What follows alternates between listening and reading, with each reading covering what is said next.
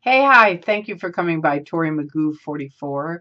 Today is September 2nd, 2014, and I greatly appreciate you coming by. This is a subject on Scientology, a message to doctors, nurses, and actually many ex-Scientologists. Well, I can't say many as is needed, but I hope this helps some people. I just lived through many years of helping my roommate and dear friend, John Dries, who got lung cancer from smoking. He was in the Sea Organization for 10 years. And of course, everyone in the Sea Organization back when he was in smoked. I mean, we all did. It was like you'd walk into an organization and it was like a gambling casino. Okay, so he gets lung cancer. But one of the things that I wanted to talk about is how secretive he was all through this. And I'm not saying it's right or wrong. I'm just trying to explain to doctors and nurses because the Kaiser, nurses, once they realized he wasn't taking the medication he was supposed to take, he was taking some of it, but he wasn't taking all of it. And once they found out, they were like, what's the deal here? And I had to explain to them in the Church of Scientology, they build into your head how evil and awful medication is. Many medications. They say now, oh, you can go to a doctor, and you can for antibiotics, things like that. But if you, like my roommate, suffered for years, he got into Scientology to handle depression. Will Scientology help that? Absolutely not. Will they say they will? Of course. Auditing helps everything. So they say. Does it? Absolutely not. No. Depression is a psych term. So they're totally anti-psychiatry. And they are 100% against any kind of medicine that is related in any way to psych medication. I have epilepsy. I fought them for 30 years to take the medicine I need to control seizures. I haven't had a seizure in about 30 years, thankfully, because Dr. Dank, who was L. Ron Hubbard's doctor, said to me, screw them, just take your medication. And that's because of my mother, who called me when I couldn't remember what happened the day before, said, okay, that's it. These people are killing you. This was in 1972.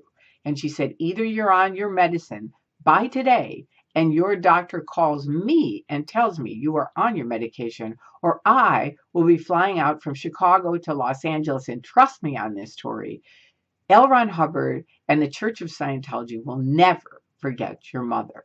And she saved my life that time because I was now able to say, I have to take my medicine. Or my mother and my father worked for NBC at the time. And I knew my mom. She wouldn't just come out and be upset with Scientology. She would have done a major news information thing about what they had done to her daughter. And I always thank her for that because she saved my life. But to doctors and nurses who may be helping a Scientologist, or even John, who was an ex-Scientologist who had left years and years ago and spoken out and picketed and was absolutely against all of it. But when it came to taking medication, the night before he passed on, we tried to give him some Ativan, which the nurses had said if he starts freaking out, this will calm him down. I put it in his mouth. He spit it out. Now, this is a guy who's almost passed away. He's like barely here. But when I would put that medication in his mouth, he would spit it out. He spit it out 4 times. The caretaker, Kimberly, who we had hired, who was wonderful for the last 4 days of his life, said, I can't believe it. I mean, the last one we found at the end of the bed. He had put it in his mouth. We'd put water in his mouth. We'd closed his mouth. He'd swallowed.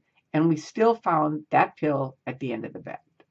So that is serious mental mind control. That what I realized is unless you personally work on yourself and strip off the brainwashing that has been built into your head, that's nuts. Do you know what I mean? It stays there. And that's why John could never tell me I have cancer. I mean, he would finally say, well, I'm getting some chemo. He finally would tell me things, but I would have to pull it out of him. And I realized later they do. With me with epilepsy, they made me feel like a leper all the time. I used to say there's 5 people that I can tell, that I can say the word epilepsy to. While I was in the Church of Scientology for 30 years, there were 5 people that I could say that word to that I didn't feel really creepy, really awful. So if you have a medical condition and you're in the Church of Scientology, please see a doctor other than a Scientology doctor and take the medicine that you need. You don't have to suffer like John did, because he never got any help. And even when he got out, could he go to a therapist? Absolutely. Would he go to a therapist? No. Could he take medication? Absolutely. Would he take medication? Not really. He took some things to control pain towards the very end, so he wasn't in pain. But there were certain things that he needed for other things to happen, and he would not take those. And I realized later I wanted to let doctors and nurses know that is from the mind control of L. Ron Hubbard. And it's deep and it's dark and it's awful.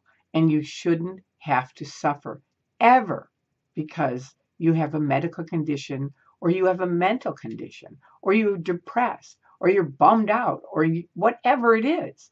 You know, if your doctor has something that can help you, take it and don't.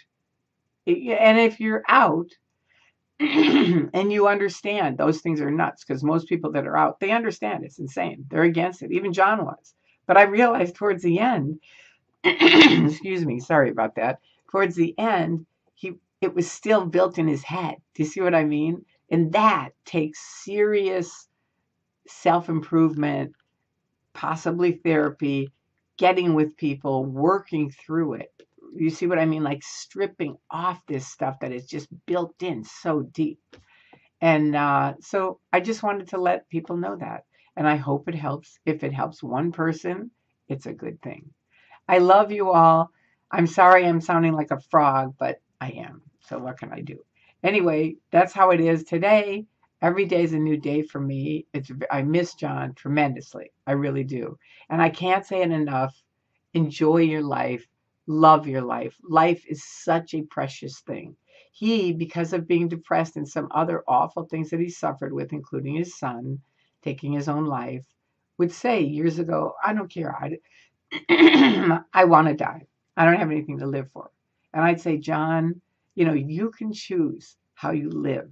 You cannot choose how you die. And lung cancer is an extremely awful way to die.